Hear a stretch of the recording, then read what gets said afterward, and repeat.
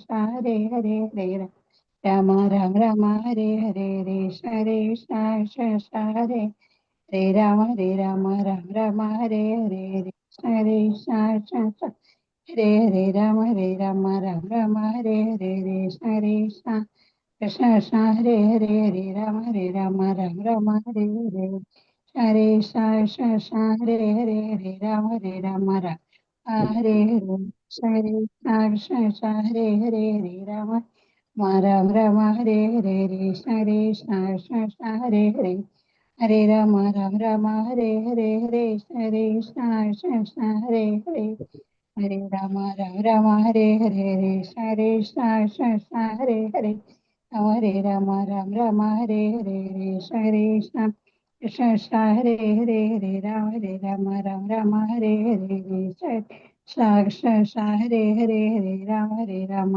രാമ ഹരേ ഹരേ ഹരേ കൃഷ്ണ കൃഷ്ണ ഹരേ ഹരേ ഹരേ രാമ രാമ ഹരേ ഹരേ കൃഷ്ണ കൃഷ്ണ ഹരേ ഹരേ ഹരേ രാമ രാമ ഹരേ ഹരേ ഹരേ കൃഷ്ണ കൃഷ്ണ ഹരേ ഹരേ ഹരേ രാമ രാമ ഹരേ ഹരേ കൃഷ്ണ കൃഷ്ണ ഹരേ ഹരേ ഹരേ രാമ രാമ ഹരേ ഹരേ ഹരേ കൃഷ്ണ ഹരേ ഹരേ ഹരേ രാമ ഹരേ ഹരേ ശ്രീകൃഷ്ണ ചൈതന്യ പ്രഭു നിത്യാനന്ദ ശ്രീ അദ്വൈത ഗദാധര ശ്രീവാസാദി ഗൗര ഭക്തവൃന്ദ. ഹരേ കൃഷ്ണ മാതാജി പ്രണാമം. ഹരേ കൃഷ്ണ കൃഷ്ണ കൃഷ്ണ ഹരേ ഹരേ ഹരേ രാം രാം ഹരേ ഹരേ ഹരേ കൃഷ്ണ കൃഷ്ണ ഹരേ ഹരേ ഹരേ രാം ഹരേ ഹരേ ഹരേ കൃഷ്ണ കൃഷ്ണ ഹരേ ഹരേ ഹരേ രാം ഹരേ ഹരേ ഹരേ കൃഷ്ണ കൃഷ്ണ ഹരേ ഹരേ ഹരേ രാം ഹരേ ഹരേ ഹരേ. ഹരേ കൃഷ്ണ മാതാജി പ്രണാം മാതാജി. താങ്ക് യു മാതാജി. ഹരേ കൃഷ്ണ പ്രണാമം മാതാജി. ഹരേ കൃഷ്ണ. ഓം നമോ ഭഗവതേ വാസുദേവായ. ഓം നമോ ഭഗവതേ വാസുദേവായ. ഓം നമോ ഭഗവതേ വാസുദേവായ. ഓം അജ്ഞാനതിമിരാന്ധസ്യ ജ്ഞാനാഞ്ജനാശലാകയ ചക്ഷുരുന്മീലിതം യേന തസ്മൈ ശ്രീ ഗുരവേ നമഃ. നമോ വിഷ്ണുപാദായ കൃഷ്ണപ്രഷ്ഠായ ഭൂതലേ ശ്രീമതേ ഭക്തിവേദാന്ത സ്വാമിനിധി നാമിനേ. നമസ്തേ സാരസ്വതേ ദേവേ ഗൗരവാണി പ്രചാരിണേ നിർവിശേഷ ശൂന്യവാദി പാശ്ചാത്യദേശധാരിണേ. ജയ ശ്രീ കൃഷ്ണ ചൈതന്യ പ്രഭു നിത്യാനന്ദ ശ്രീ അദ്വൈത ഗദാധര ശ്രീവാസാദി ഗൗര ഭക്തവൃന്ദ. ഹരേ കൃഷ്ണ കൃഷ്ണ കൃഷ്ണ ഹരേ ഹരേ ഹരേ രാമ രാമ ഹരേ ഹരേ. ഹരേ കൃഷ്ണ. നിഗമകൽപ്പതരോർഗളിതം ഫലം സുഖമുഖാമൃതദ്രവ സംയുതം പിബത ഭാഗവതം രസമാലയം മുഹുരഹോ രസികാ ഭുവി പാവുകാഃ. നാരായണം നമസ്കൃത്യം നരം ചൈവ നരോത്തമം ദേവീം സരസ്വതീം വ്യാസം തതോ ജയമുദിരയേത്. നഷ്ടപ്രായേഷു ഭദ്രേഷു നിത്യം ഭാഗവത സേവയാ ഭഗവതേ ഉത്തമ ശ്ലോകേ ഭക്തിർഭവതി നൈഷ്ഠികീ. കൃഷ്ണായ വാസുദേവായ ദേവകീ നന്ദനായ ച നന്ദഗോപകുമാരായ ഗോവിന്ദായ നമോ നമഃ. ഹരേ കൃഷ്ണ കൃഷ്ണ കൃഷ്ണ ഹരേ ഹരേ ഹരേ രാമ രാമ രാമ ഹരേ ഹരേ. ഹരേ കൃഷ്ണ. ശ്രീ രാധാ ഗോവിന്ദ് ടെമ്പിൾ ഇസ്കോൺ മാംഗ്ലൂരിന്റെ ഭാഗവതം ക്ലാസ്സിലേക്ക് എല്ലാവർക്കും സ്വാഗതം. ഹരേ കൃഷ്ണ. എല്ലാവർക്കും പ്രണാമം. പ്രണാം മാതാജി. ഹരേ കൃഷ്ണ. എല്ലാവർക്കും പ്രണാമം. അപ്പൊ നമ്മള് ഭാഗവതം ഒന്നാമത്തെ സ്കന്ധം. ഇതാണ് പുസ്തകം മാതാജി ആദ്യമായിട്ട് പുസ്തകം. അതാണ് ഒന്നാമത്തെ സ്കന്ധം 15-ാമത്തെ അധ്യായം. പാണ്ഡവർ യഥാസമയം വിരമിക്കുന്നു. അധ്യായത്തിൽ നമ്മള് എടുത്ത് അതിന്റെ ലാസ്റ്റ് ഭാഗമാണ് നമ്മൾ ഇന്ന് എടുക്കുന്നത്. 51 ശ്ലോകമല്ല ഇതിലുള്ളത്. നമ്മൾ ഇന്നലെ എന്താ കണ്ടത്? യുധിഷ്ഠിര മഹാരാജാവും അദ്ദേഹത്തിന്റെ സഹോദരന്മാരും എല്ലാം സേവനത്തിലൂടെ ഭഗവത്ധാമത്തിലേക്ക് പോകാൻ വേണ്ടിയിട്ട് പ്രയത്നിക്കുന്നത്. അവരുടെ ശരീരങ്ങളോടുകൂടി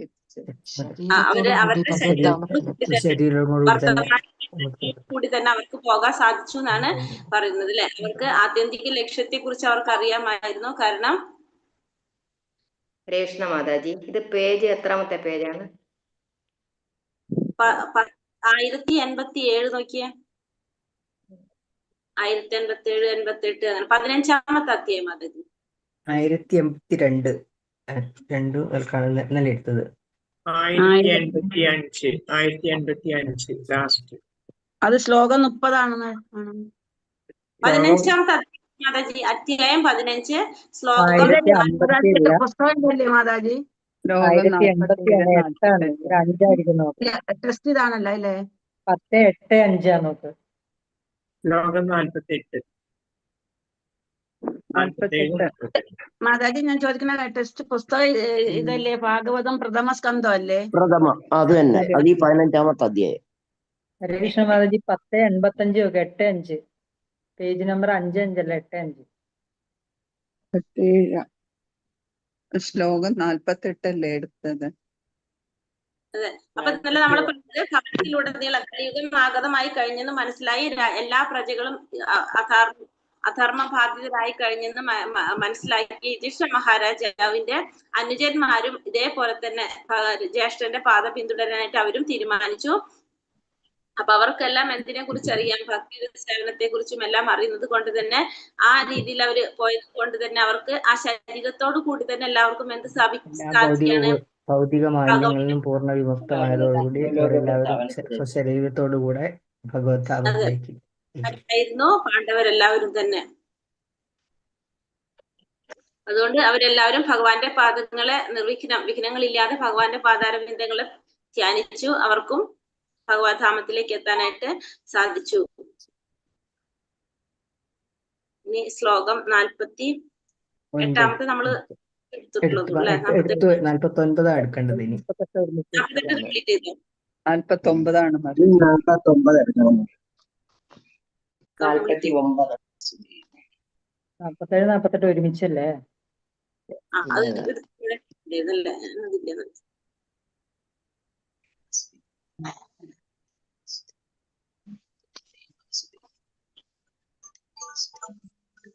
അപ്പോ ഇവിടെ 48-ാമത്തെ ശ്ലോകത്തിൽ നമ്മൾ എന്താ പറഞ്ഞത്? അത് ഭഗവത്ഗീതയിലെ ശ്ലോകം കോട്ട് ചെയ്തിട്ടാണ് ജീവഗോസ്വാമിയോടെ പറഞ്ഞിരിക്കുന്നത്. കാരണം വെച്ചിട്ടുണ്ടെങ്കിൽ എന്താ പറയുന്നത്? ഭക്തിയുടെ സേവനം ആരാണോ പിഴയ്ക്കാതെ ഭക്തിയുടെ സേവനം ചെയ്യുന്നത് ഏതൊരു സാഹചര്യത്തിലും അവർക്കാണ് എന്ത് സാധിക്കുന്നത്? ബ്രഹ്മപദത്തിൽ എത്താനായിട്ട് സാധിക്കുന്നതെന്ന് പറഞ്ഞു. നമുക്ക് 3 ഗുണങ്ങളെ മറികടന്ന് അങ്ങനെയുള്ളവർക്ക് സ്വധാമത്തിലേക്ക് ശരീരം മാറ്റം കൂടാതെ തന്നെ ഭഗവാന്റെ അടുത്തേക്ക് പോകാൻ പാണ്ഡവർക്കെല്ലാം കൂടി തന്നെ അവർക്ക് ഭഗവാന്റെ ലോകത്തിലേക്ക് എത്തിച്ചേരാനായിട്ട് സാധിക്കും എന്നുള്ളതാണ് നമുക്ക് അവിടെ മനസ്സിലാക്കി തന്നത്. ശ്ലോകം 49 കിട്ടിയോ? കിട്ടിയവർക്ക് പേജ് നമ്പർ കിട്ടിയോ?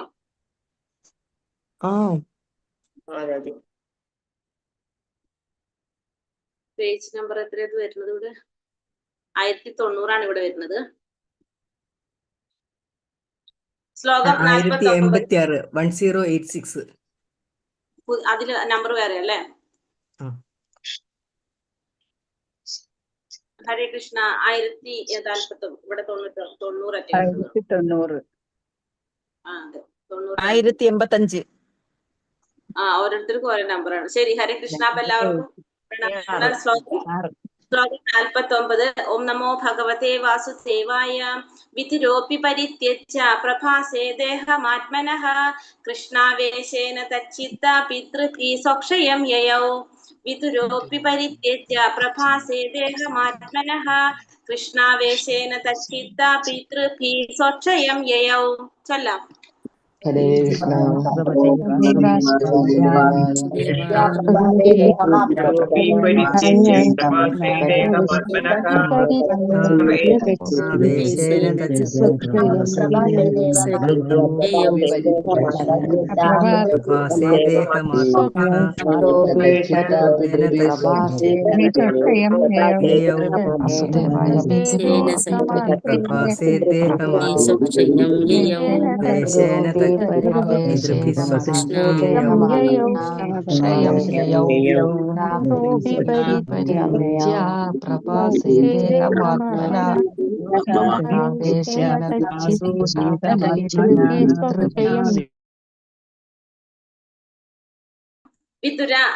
യുധിഷ്ഠിര മഹാരാജാവിന്റെ പിതൃ സഹോദരൻ അപ്പി പരിത്യജ്യ ശരീരം ഉപേക്ഷിച്ച ശേഷം പ്രഭാസം എന്ന തീർത്ഥ സ്ഥലത്തിൽ ദേഹം ആത്മന അദ്ദേഹത്തിന്റെ ശരീരം കൃഷ്ണ പരമദിവ്യോത്തമ പുരുഷൻ ആവേശേന ആ ചിന്തയിൽ ആമഗ്നനായി അത്തത് അദ്ദേഹത്തിന്റെ ചിത്ത വിചാരങ്ങളും പ്രവർത്തികളും പിതൃലോകത്തിലെ നിവാസികളോടൊപ്പം സ്വക്ഷയം അദ്ദേഹത്തിന്റെ സ്വന്തം ധാമം യയൗ യാത്രയായി വിവർത്തനം ഭാവാർത്ഥം ശ്രീലപ്രപാദിക്ക് വിവർത്തനം തീർത്ഥാടനത്തിലായിരുന്ന വിതുരർ പ്രഭാസത്തിൽ വെച്ച് ശരീരം വെടിഞ്ഞു.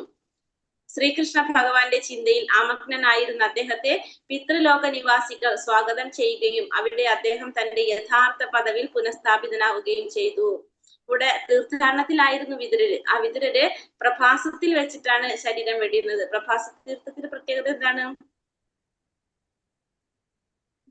ഭഗവാൻ എവിടെയായിരുന്നു ശരീരം വെടിഞ്ഞത്? ഭഗവാൻ പ്രവാസ തീർത്ഥത്തിലായിരുന്നു. പ്രഭാസത്തില് സ്ഥലം. ഭഗവാന്റെ ചിന്തയിൽ ആമഗ്നനായിരുന്ന അദ്ദേഹത്തെ പിതൃലോക നിവാസികളെല്ലാം സ്വാഗതം ചെയ്തു. അവിടെ അദ്ദേഹം തന്റെ യഥാർത്ഥ പദവിയിൽ പുനഃസ്ഥാപിതനാവുകയും ചെയ്തു. വിതുരയുടെ യഥാർത്ഥ പദവി ആരായിരുന്നു? വിതുരര് യമരാജനായിരുന്നു. തിരിച്ചു വീണ്ടും യമദേവന്റെ പദവിയില് വീണ്ടും അദ്ദേഹം സ്ഥാപിതനായി എന്നാണ് പറയുന്നത്.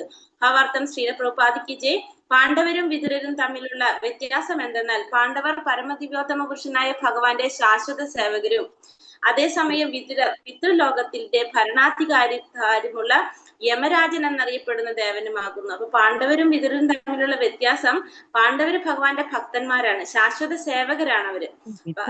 വിതുരരാണെങ്കിലോ യമരാജനാണ്, ദേവനാണ് വിതുരര്. ഭൗതിക ലോകത്തിലെ ദുരാത്മാക്കൾക്ക് ശിക്ഷ നൽകുന്നത് അദ്ദേഹമാണെന്നതിനാൽ യമരാജനെ മനുഷ്യർ ഭയക്കുന്നു. അപ്പൊ ഭൗതിക ലോകത്തിലുള്ള ദുരാത്മാക്കൾക്ക് ശിക്ഷ നൽകുകയാണ് ആരുടെ ജോലി? യമരാജന്റെ ജോലി. അതുകൊണ്ട് മനുഷ്യരെല്ലാം യമരാജനെ ഭയക്കും. എന്നാൽ ഭഗവത് ഭക്തന്മാർക്ക് അദ്ദേഹത്തെ ഒട്ടും ഭയപ്പെടേണ്ടതില്ല. ഭക്തർക്ക് അദ്ദേഹം ആത്മമിത്രമാണ്. പക്ഷെ ഭക്തന്മാർക്ക് യമരാജനെ ഭയക്കേണ്ട കാര്യമില്ല, അവരുടെ ആത്മമിത്രമാണ് യമരാജൻ. പക്ഷെ ആ ഭക്തർക്ക് അദ്ദേഹം ഭയത്തിന്റെ മൂർത്തിമത് ഭാവമാണ് ആര്?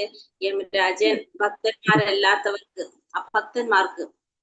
മാണ്ഡൂക മുനിയുടെ ശാപനിമിത്തം യമരാജനെ ശൂദ്രനായി തരം താഴേണ്ടി വന്നുവെന്ന് നേരത്തെ പ്രസ്താവിച്ചുവല്ലോ. അപ്പൊ നമുക്കറിയാവുന്നതാണ്, മാണ്ഡൂക മഹർഷിയുടെ ശാപനിമിത്തമാണ് ആ യമരാജൻ ശൂദ്രനായിട്ട് ഭൗതിക ലോകത്തിൽ വന്ന് ജന്മമെടുക്കേണ്ടി വന്നതും ഒക്കെ അതിന്റെ ഫലമായിട്ടാണ്. അങ്ങനെ വന്ന യമരാജന്റെ അവതാരമാണ് വിതുരരായിട്ട് അവതരിക്കുന്നത്. ഭഗവാന്റെ ശാശ്വത സേവകൻ എന്ന നിലയിൽ അദ്ദേഹം തീവ്രമായി ഭക്തിയുടെ സേവന പ്രവർത്തനങ്ങളിൽ ഏർപ്പെട്ടു കാണിച്ചു തരികയും ഒരു ധർമാത്മാവിന്റെ ജീവിതം നയിക്കുകയും ചെയ്തു. അപ്പൊ ഭഗവാന്റെ ശാശ്വത സേവകനാണ് അദ്ദേഹം. ആ രീതിയിൽ ഭക്തിയുടെ സേവന പ്രവർത്തനങ്ങൾ എങ്ങനെയാണ് ചെയ്യേണ്ടതെന്നൊക്കെ അദ്ദേഹം കാണിച്ചു തന്നു. ഒരു ധർമ്മിഷ്ഠനായിട്ടുള്ള ഒരു വ്യക്തിയുടെ രീതിയിൽ ജീവിതം നയിക്കുകയും ചെയ്തു. ധൃതരാഷ്ട്രയെ പോലുള്ള ഒരു ഭൗതികവാദിക്ക് പോലും അദ്ദേഹത്തിന്റെ നിർദ്ദേശങ്ങളാൽ മോക്ഷം ലഭിക്കത്തക്ക വിധം പ്രഭാവപൂർണമായിരുന്നു വിതുരരുടെ ജീവിതം. അപ്പൊ ധൃതരാഷ്ട്രയെ പോലുള്ള ഒരു വ്യക്തിക്ക് അടക്കം മോക്ഷത്തിലേക്ക് എത്തിക്കാനായിട്ട് ആർക്ക് സാധിച്ചു? വിതുരർക്ക് സാധിച്ചു. അപ്പൊ അത്രത്തോളം പ്രഭാവപൂർണമായിരുന്നു വിതുരരുടെ ജീവിതം. ഭഗവാന് വേണ്ടിയുള്ള ഭക്തിയുടെ സേവനമാകുന്ന പുണ്യപ്രവർത്തികളാൽ സദാ ഭഗവാന്റെ പാതാരവിന്ദങ്ങളെ സ്മരിക്കുവാൻ അദ്ദേഹത്തിന് കഴിഞ്ഞു. അപ്പൊ ഭഗവാന് വേണ്ടി ചെയ്യുന്ന ഭക്തിയുടെ സേവനങ്ങളാകുന്ന പുണ്യപ്രവർത്തികൾ കൊണ്ട് എപ്പോഴും ഭഗവാന്റെ പാതാരവിന്ദങ്ങളെ സ്മരിക്കാനും യമരാജനായിട്ടുള്ള വിതുരർക്ക് കഴിഞ്ഞു. അപ്രകാരം ശൂദ്രജന്മത്തിലുള്ള ജീവിതത്തിന്റെ എല്ലാവിധ മാലിന്യങ്ങളിൽ നിന്നും അദ്ദേഹം പരിശുദ്ധനായി തീർന്നു.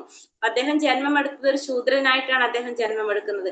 അപ്പൊ ആ ശൂദ്ര ജന്മത്തിന്റെ എല്ലാവിധ മാലിന്യങ്ങളിൽ നിന്നും അദ്ദേഹം പരിശുദ്ധനാകാനും ഇതിനോട് സാധിച്ചു. ഒടുവിൽ ഇഹലോകവാസത്തിന് ശേഷം പിതൃലോക നിവാസികളിൽ അദ്ദേഹം വീണ്ടും സ്വീകരിക്കപ്പെടുകയും പൂർവ്വസ്ഥാനത്ത് പുനഃപ്രതിഷ്ഠിക്കുകയും ചെയ്തു.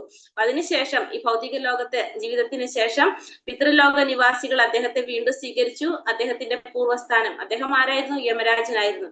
വീണ്ടും ആ യമരാജന്റെ സ്ഥാനത്തേക്ക് പ്രതിഷ്ഠിക്കപ്പെട്ടു. ഭഗവാനുമായി വ്യക്തിപരമായ സമ്പർക്കമില്ലാത്ത അവിടുത്തെ സേവകരാണ് ദേവന്മാർ. അപ്പൊ ദേവന്മാരെന്ന് പറയുന്നത് ഭഗവാന്റെ സേവകന്മാരാണ്. വ്യക്തിപരമായിട്ട് സമ്പർക്കമില്ലാത്ത ഭഗവാന്റെ സേവകരാണ് ദേവന്മാർ. അതേസമയം ഭഗവാന്റെ നേരിട്ടുള്ള സേവകർ ഭഗവാനുമായി നിരന്തരം വ്യക്തിപരമായ സമ്പർക്കം പുലർത്തുന്നവരാകുന്നു. ഭഗവാനും അദ്ദേഹത്തിന്റെ സ്വകാര്യ സേവകരും അവിരാമം അസംഖ്യം പ്രപഞ്ചങ്ങളിൽ അവതരിക്കുന്നു. അപ്പൊ ഭഗവാനും ഭഗവാന്റെ സേവകരും സ്വകാര്യ സേവകരും അവിരാമം അസംഖ്യം പ്രപഞ്ചങ്ങളിൽ അവതരിക്കുന്നു. അവയെല്ലാം ഭഗവാൻ ഓർമ്മയുണ്ട്. എന്നാൽ ഭഗവാന്റെ അതിസൂക്ഷ്മമായ അഭിവാച്യ ഘടകങ്ങളായതിനാൽ സഹചരന്മാർ അവരെല്ലാം വിസ്മരിക്കുന്നു. അത്യന്തം സൂക്ഷ്മമായവരാകിയാൽ അത്തരം സംഭവങ്ങളെ അവർ വിസ്മരിക്കുന്നത് സ്വാഭാവികമാണ്. ഭഗവത്ഗീത 4:5 ഇത് വസ്തുത സമർപ്പിക്കുന്നു. അപ്പൊ ഭഗവാന്റെ ദേവന്മാരെന്ന് പറയുന്നത് ഭഗവാന്റെ സേവകന്മാരാണ്. വ്യക്തിപരമായ സമ്പർക്കമില്ലാത്ത ഭഗവാന്റെ സേവകന്മാരാണ് ദേവന്മാരെന്ന് പറയുന്നത്. പക്ഷെ ഭഗവാന്റെ നേരിട്ടുള്ള സേവകന്മാർ എന്ത് ചെയ്യാണ്? നിരന്തരം വ്യക്തിപരമായിട്ട് ഭഗവാനുമായിട്ട് സമ്പർക്കം പുലർത്തിക്കൊണ്ടിരിക്കുന്നവരാണ്. അപ്പൊ അവര് ഭഗവാന്റെ സ്വകാര്യ സേവകരും അവരും എന്താണ്? ഭഗവാൻ അവതരിക്കുമ്പോ അവരും എന്ത് ചെയ്യാണ്? ഭഗവാന്റെ ഒപ്പം അവരാണ് ചെയ്യുന്നത്. പ്രപഞ്ചങ്ങളിൽ അവരും അവതരിക്കുന്നു. അസംഖ്യം പ്രപഞ്ചങ്ങളില് അവതരിക്കുന്നു. അദ്ദേഹത്തിന്റെ സ്വകാര്യ സേവകരും അവതരിക്കും. അപ്പൊ പക്ഷെ എന്താണ്? ഇതൊക്കെ ആർക്കും ഓർക്കാൻ സാധിക്കും? ഭഗവാൻ ഓർക്കാൻ സാധിക്കും. പക്ഷെ ഇവർക്ക് ആർക്കും ഇത് അറിയാനായിട്ട് സാധിക്കില്ല. കാരണം അവരൊക്കെ ഭഗവാന്റെ അതിസൂക്ഷ്മമായ അവിഭാജ്യ ഘടകങ്ങളാണ്. അതുകൊണ്ട് തന്നെ സഹചരന്മാരായിട്ടുള്ളവരെല്ലാവരും ഭഗവാന്റെ ഒപ്പം അവതരിക്കും. പക്ഷെ അവരെല്ലാം അതൊക്കെ വിസ്മരിക്കും. അതെല്ലാം അവര് വിസ്മരിക്കും. അവർക്കതൊന്നും ഓർമ്മിക്കാനായിട്ട് സാധിക്കില്ല. അത്യന്തം സൂക്ഷ്മമായവരാകിയാൽ അവരുടെ അത്തരം സംഭവങ്ങൾ അവർ വിസ്മരിക്കുന്നത് അത് സ്വാഭാവികമാണെന്ന് ഭഗവാൻ ഭഗവത്ഗീതയിൽ പറയുന്നുണ്ട്. ഭഗവാൻ ഇതൊക്കെ ഓർക്കാൻ സാധിക്കും. പക്ഷെ അർജുനൻ അതൊന്നും ഓർക്കാൻ സാധിക്കുന്നില്ല എന്ന് ഭഗവാൻ പറയുന്നുണ്ട്. അതുകൊണ്ട് ഭഗവാനെ മാത്രമേ ഇതൊക്കെ അറിയാൻ സാധിക്കുന്നുള്ളൂ. അവർക്ക് അറിയാനായിട്ട് സാധിക്കുന്നില്ല. ശ്ലോകം 50. ദ്രൗപദീച്ച തഥാജ്ഞായ പതീനാമാനമേക്ഷതാം വാസുദേവ ഭഗവതി ഹേക്യാന്തമതിരാപതം. ദ്രൗപദീച്ച തഥാജ്ഞായ പതീനാമാനപേക്ഷതാം വാസുദേവ ഭഗവതി ഹേകാന്തമതിരാപതം.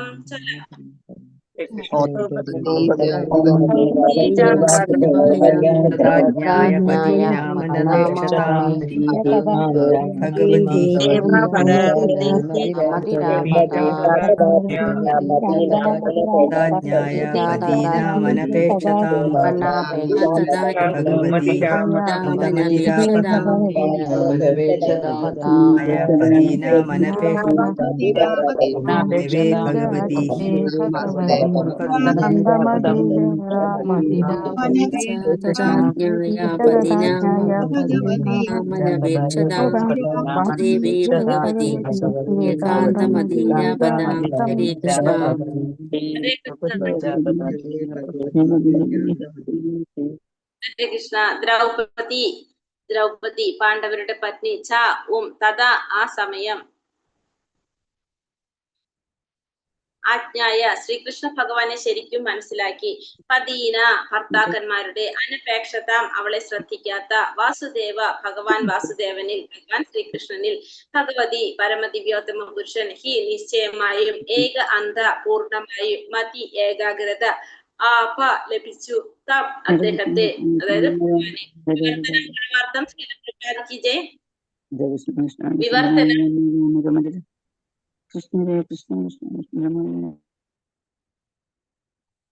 വിവർത്തനം. തന്നെ കുറിച്ച് ഉത്കണ്ഠപ്പെടാതെ സ്വഭർത്താക്കന്മാർ കൊട്ടാരം ഉപേക്ഷിച്ച് യാത്രയാകുന്നത് ദ്രൗപദിയും ദർശിച്ചു. ഭഗവാൻ വാസുദേവനെ കുറിച്ച് പരമദിവ്യോത്തമ പുരുഷനായ ശ്രീകൃഷ്ണനെ കുറിച്ച് ദ്രൗപദിക്ക് നന്നായി അറിയാമായിരുന്നു. ദ്രൗപദിയും സുഭദ്രയും ശ്രീകൃഷ്ണ ഭഗവാന്റെ ചിന്തയിൽ ആമഗ്നരായി തീരുകയും അവരുടെ പതിദേവന്മാരുടെ അതേ ഫലം പ്രാപ്തമാക്കുകയും ചെയ്തു. അപ്പോൾ തന്നെ കുറിച്ച് ഉത്കണ്ഠപ്പെടാതെ ഭർത്താക്കന്മാരെല്ലാം കൊട്ടാരം ഉപേക്ഷിച്ചു പോകുന്നത് ദ്രൗപദിയും ശ്രദ്ധിച്ചു. അപ്പൊ ദ്രൗപദിക്ക് ഭഗവാനെ കുറിച്ച് പരമദിവ്യോത്തമ പുരുഷനായ ഭഗവാൻ ശ്രീകൃഷ്ണൻ വാസുദേവ കൃഷ്ണനെ കുറിച്ച് നന്നായിട്ട് അറിയാമായതുകൊണ്ട് തന്നെ ദ്രൗപദിയും അതുപോലെ തന്നെ സുഭദ്രയും ശ്രീകൃഷ്ണ ഭഗവാന്റെ ചിന്തയിൽ ആമഗ്നരായി തീരുകയും അവരുടെ പതിദേവന്മാരുടെ അതേ ഫലം പ്രാപ്തമാക്കുകയും ചെയ്തു. അപ്പൊ ഇവർക്കും എന്ത് സാധിക്കാണ്? ഭർത്താക്കന്മാരുടെ പോലത്തെ തന്നെ ഫലം കിട്ടിയെന്ന് പറഞ്ഞു. അപ്പൊ സ്വശരീരത്തോടു കൂടി തന്നെ അവർക്കും ഭഗവാന്റെ ധാമത്തെ പ്രാപിക്കാനായിട്ട് സാധിച്ചു എന്നാണ് ഇവിടെ പറയുന്നത്. ഭാവാർത്ഥം ശീല പ്രഭുപാദിക്ക് ജയ്. ഇവിടെ ദ്രൗപദിക്ക് മാത്രമല്ല സുഭദ്രയ്ക്കും സാധിച്ചു എന്ന് പറയുന്നുണ്ട്. ഭാവാർത്ഥം, ഒരു വിമാനം പറപ്പിച്ചുകൊണ്ടിരിക്കുമ്പോൾ അവന് മറ്റു വിമാനങ്ങളെ ശ്രദ്ധിക്കുവാൻ കഴിയില്ല. ഓരോരുത്തരും അവരവരുടെ വിമാനത്തെ സൂക്ഷിക്കേണ്ടതാണ്. എന്തെങ്കിലും ആപത്ത് ഏർപ്പെട്ടാൽ ഒരു വിമാനത്തെ മറ്റൊരു വിമാനത്തിനും ആ അവസ്ഥയിൽ സഹായിക്കുവാനാകില്ല. അതുപോലെ ജീവിതാന്ത്യത്തിൽ സ്വദേഹമായ ഭഗവത്ധാമത്തിലേക്ക് മടങ്ങി പോകേണ്ടതായി വരുമ്പോൾ ഏവർക്കും മറ്റുള്ളവരുടെ യാതൊരുവിധ സഹായവും ഇല്ലാതെ സ്വയം പരിരക്ഷിക്കേണ്ടതാണ്.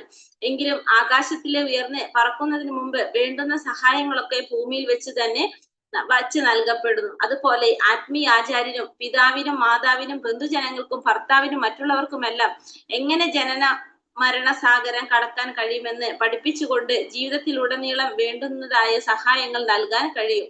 എന്നാൽ സാഗര തരണം നടത്തുന്ന വേളയിൽ ഒരുവൻ സ്വപരീക്ഷയിൽ സ്വയം ശ്രദ്ധ ചെലുത്തേണ്ടതും പൂർവമായി സ്വീകരിച്ച നിർദ്ദേശങ്ങളെ പ്രയോജനപ്പെടുത്തേണ്ടതുമാകുന്നു. ദ്രൗപദിക്ക് 5 ഭർത്താക്കന്മാരുണ്ടായിരുന്നു. എന്നിട്ടും ആരും കൂടെ പോരുവാൻ ദ്രൗപദിയോട് ആവശ്യപ്പെട്ടില്ല. മഹാത്മാരായ തന്റെ 5 ഭർത്താക്കന്മാരെയും കാത്തു നിൽക്കാതെ ദ്രൗപദിക്ക് സ്വയം പരിരക്ഷിക്കേണ്ടതായിട്ട് വന്നു.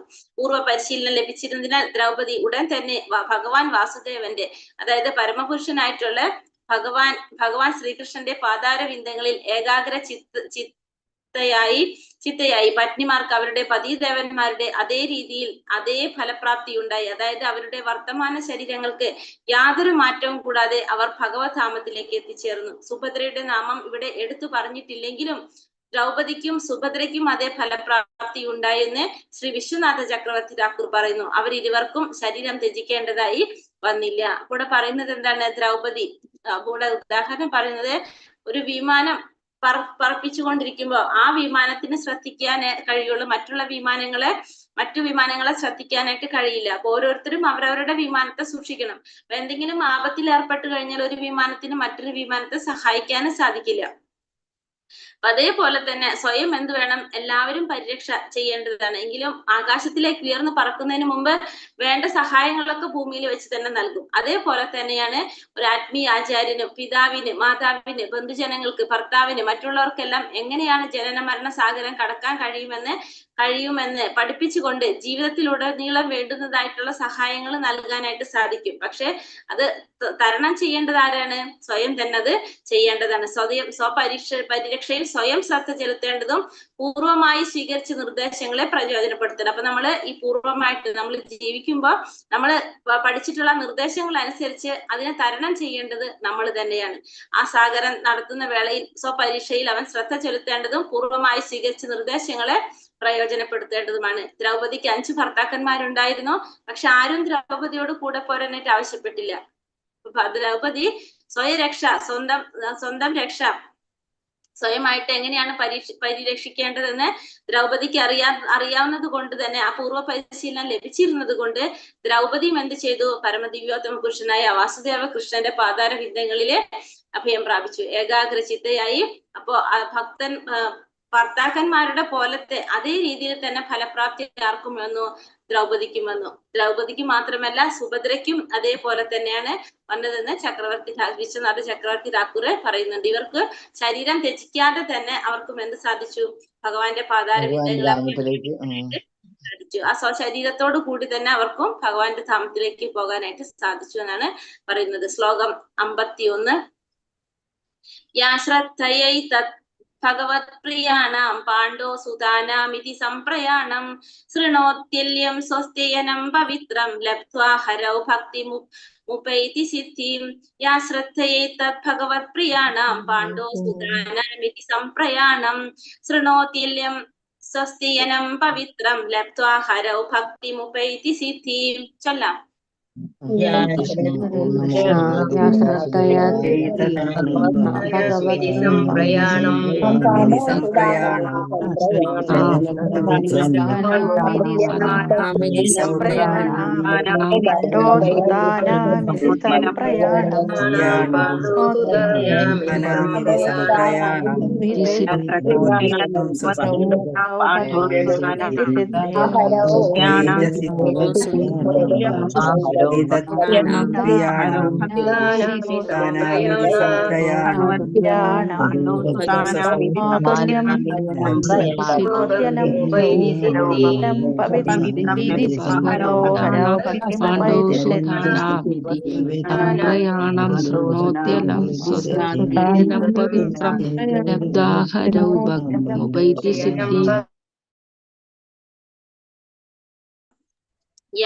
യാതൊരുവൻ ശ്രദ്ധയ ഭക്തിയോടെ ഈ ഭഗവത് പ്രിയാണ പരമപുരുഷനെ വളരെ പ്രിയപ്പെട്ടവരുടെ പാണ്ഡുവിന്റെ പുത്രന്മാരുടെ ഇപ്രകാരം സംപ്രയാണം ആത്യന്തിക ലക്ഷ്യത്തിനായുള്ള പ്രയാണം ശൃണോതി ശ്രവിക്കുന്നു അലം മാത്രം സ്വസ്തിയയനം സൗഭാഗ്യം പവിത്രം പരിപൂർണമായും ശുദ്ധമായത് ലബ്ധ്വ ആർജിച്ച് ഹരൗ പരമപുരുഷന് ഭക്തിയുടെ സേവനം ഉപൈതി നേടുന്നു സിദ്ധി പരിപൂർണത വിവർത്തനം ഭാവാർത്ഥം ശ്രീലപ്രപാദിക്കിച്ച് വിവർത്തനം ജീവിതത്തിന്റെ ആത്യന്തിക ലക്ഷ്യമായ ഭഗവത് ധാമത്തിലേക്കുള്ള പാണ്ഡുപുത്രന്മാരുടെ പ്രയാണത്തെ സംബന്ധിച്ച വിഷയം സർവഥാ മംഗളകരവും പൂർണ്ണമായും പരിശുദ്ധവുമാകുന്നു. ആകയാൽ ഈ ആഖ്യാനം ഭക്തി വിശ്വാസങ്ങളോടെ ശ്രവിക്കുന്ന ഏതൊരുവനും നിശ്ചയമായും ജീവിതത്തിന്റെ പരമപരിപൂർണതയായ ഭക്തിയുടെ സേവനം പ്രാപ്തമാകുന്നു.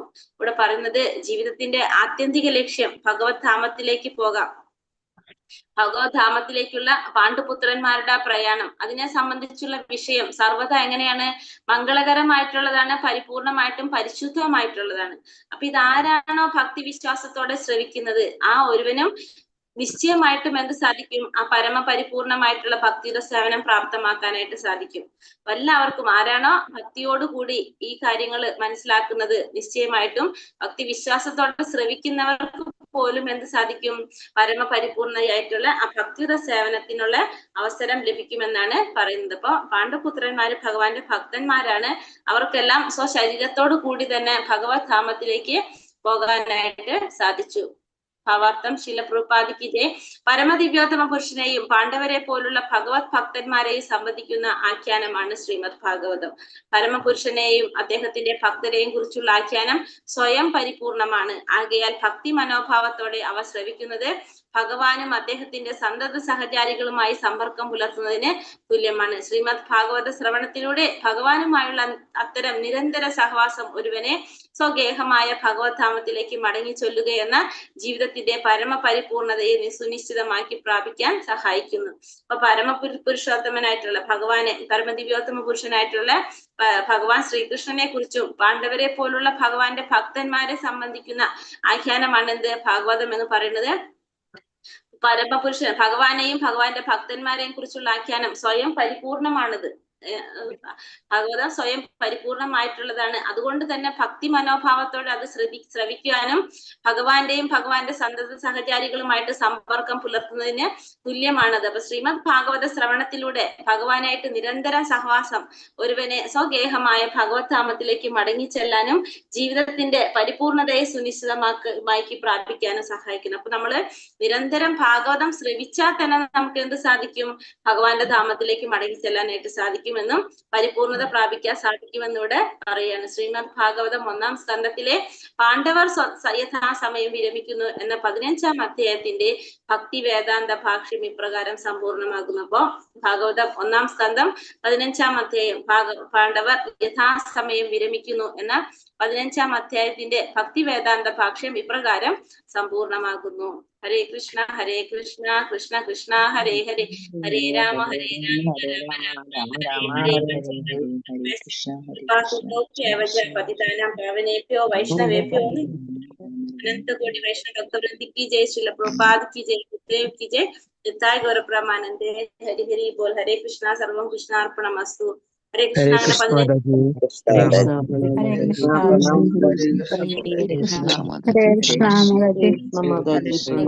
प्रणाम माता प्रणाम माता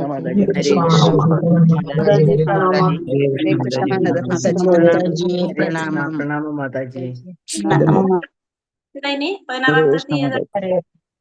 कृष्णा माता जी. ഹരേ കൃഷ്ണ. നാമം മാതാജി. 16ന്റെ പേരെന്താ? പരീക്ഷിത് കലിയുഗത്തെ എങ്ങനെ സ്വീകരിച്ചു? കലിയുഗത്തെ എങ്ങനെ സ്വീകരിച്ചു? കലിയുഗത്തെ എങ്ങനെ സ്വീകരിച്ചു എന്നുള്ളതാണ് 16ാമത്തെ അധ്യായം അല്ലെ. അപ്പൊ നമുക്കത് 2 ദിവസം കഴിഞ്ഞു. നാളെ ഇപ്പൊ ഏകാദശി അല്ലേ, നാളെ ഇപ്പൊ നമുക്ക് ക്ലാസ് ഉണ്ടാവില്ല. പിന്നെ പിറ്റന്നാള് വ്യാഴവും വെള്ളി നമുക്ക് ഇതിന്റെ സമ്മറി എടുക്കേണ്ടി വരും അല്ലെ. 18 പിറ്റേ ദിവസത്തേക്ക് നമുക്ക് തുടങ്ങാം. 16ാമത്തെ അധ്യായം തുടങ്ങാം. ഹരേ കൃഷ്ണ. ഇപ്പൊ നമ്മള് ഭാഗവതം 108 സെറ്റ് നമ്മൾ ഇതുവരെ എല്ലാവർക്കും കൊടുത്തു. മാതാജി എങ്ങനെയാ മാതാജി? എന്ത് മാതാജി? ഓരോ ബുക്ക് തീരുമ്പോ ഓരോ ബുക്ക് തീരുമ്പോ ഒന്നും അറിയില്ല. പുസ്തകം കിട്ടി, ഇതിനെ കുറിച്ച് ഒന്നും അറിയില്ല. എങ്ങനെയാണ് മാതാജി ഇതൊരു ബുക്കല്ലേ,